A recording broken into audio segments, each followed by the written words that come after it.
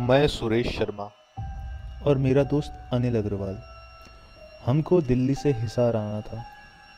उस टाइम दिल्ली से हिसार को एक ही बस चला करती थी, लेट नाइट की। ये 1996 की बात होगी। हम लोग दिल्ली में ट्रेड फेयर देखने के लिए गए थे। वो नवंबर का महीना था। हम ट्रेड फेयर से कश्मीरी गेट बस स्टेशन पे आए और हमने सीट बुक करी। बस में एक तरफ 2 सीट होती हैं और एक तरफ 3 सीट होती हैं।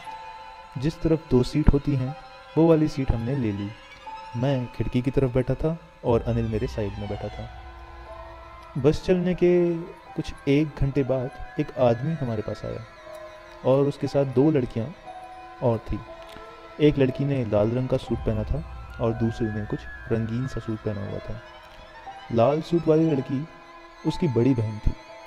उस आदमी ने हमको बोला, इनको एडजस्ट कर लीजिए। तो लाल सूट वाली तो हमारे आगे बैठ गई और उसकी छोटी बहन हमारे साथ में बैठ गई। दोनों बहनें दिखने में बहुत खूबसूरत थी। बाल खुले हुए, पिंक और लाल होंठ, गुलाब से मिलते जुलते इत्र की महक। मैं खिड़की की तरफ बैठा था और बगल में अनिल और अनिल के बगल में वो लड़की। मैं तो बहुत ही खुश हो गया कि इसके साथ अब बात करेंगे, लेकिन मेरे साथ वाले ने उस लड़की से कोई बात की ही नहीं। तो मैंने उसके कानों में बोला कि अनिल भाई, या तो तू ही पटा ले या फिर मेरे को पटाने दे। तू खिड़की के पास आ जा और मैं बीच में आ जाता हूँ।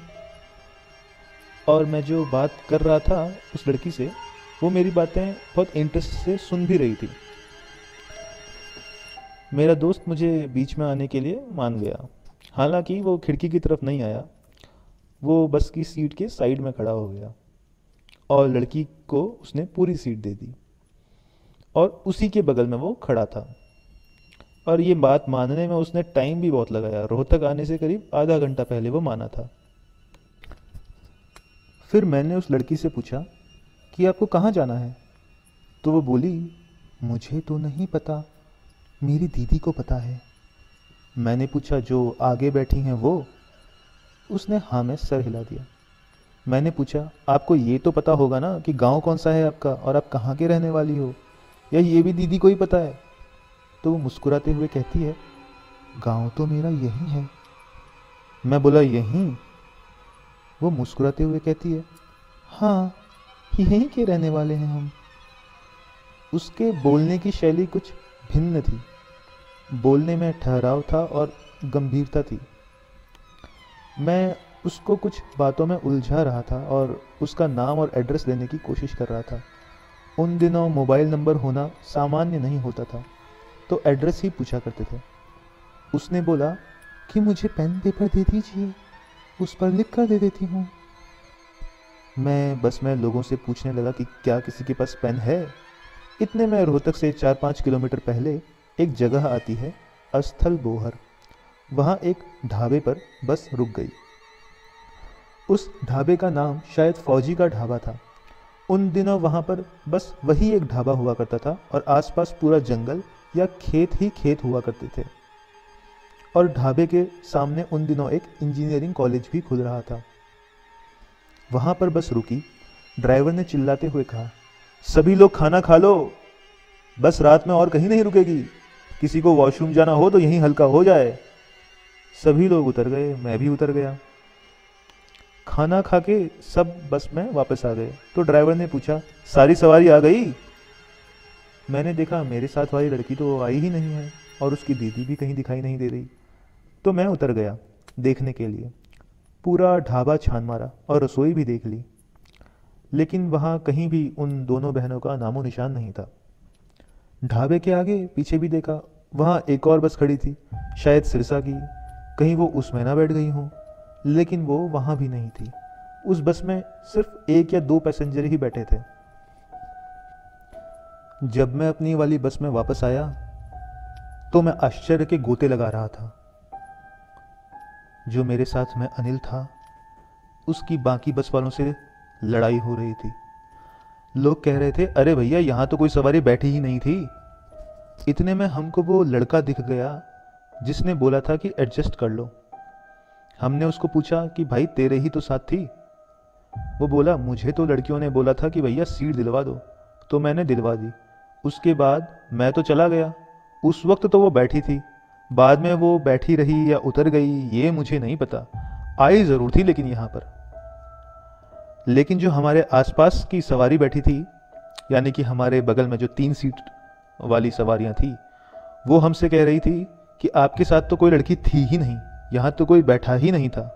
वो सभी लोग कह रहे थे यहाँ पर उन्होंने कोई लड़की नहीं देखी है। और जो आगे लाल सूट वाली लड़की जिनके साथ बैठी थी, वो लोग बोल रहे थे कि उनके साथ भी एक लड़की बैठी थी।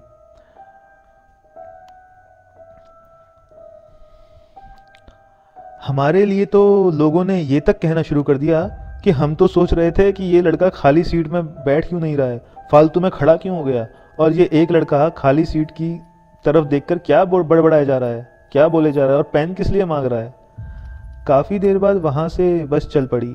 लाल कपड़े वाली लड़की को एडजस्ट करने वाले 2 पैसेंजर और जिसने एडजस्ट करवाया था, इन लोगों को छोड़कर किसी ने भी लड़कियों को नहीं देखा था। कुछ सवारियां इस कारण डर भी गई थी।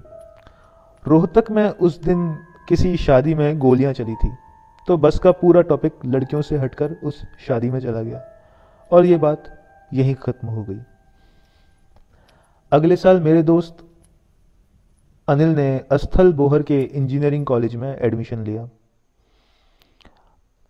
अनिल को कुछ समय वहाँ बीता और उसने मुझे बताना शुरू किया कि कॉलेज में कुछ नेगेटिविटी सी है और अजीब सी दुर्घटनाएं हो रही हैं। उसने बताया, अमन नाम का लड़का कॉलेज के वॉशरूम में था।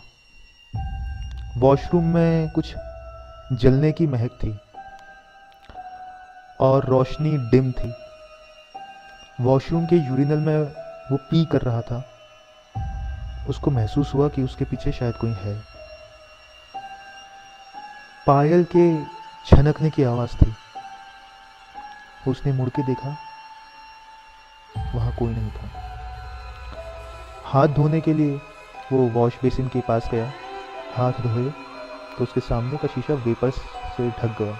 जैसे सर्दियों में कार के आगे शीशे में वेपर्स की लेयर बन जाती है तो कुछ दिखता नहीं है, ठीक वैसा ही। और उसने पानी से अपना चेहरा धोया और जैसे ही सामने देखा, शीशे में वेपर्स की बीच में एक ह्यूमन शेप बनी हुई थी। वो डर गया। उसने वॉशरूम के एक टॉयलेट में अपने आप को बंद कर लिया और जैसे ही उसने अपने को बंद किया, वैसे ही उसको पीछे से किसी ने जकड़ लिया। वो जोर से मदद के लिए चिल्लाने लगा। लोग वहाँ इकट्ठा हुए और देखा कि अमन बेहोश पड़ा है। होश में आने पर उसने पूरी घटना सभी को विस्तार से बताई। ऐसी ही एक घटना घटी। कॉलेज की छत पर कुछ दोस्त गॉसिपिंग कर रहे थे।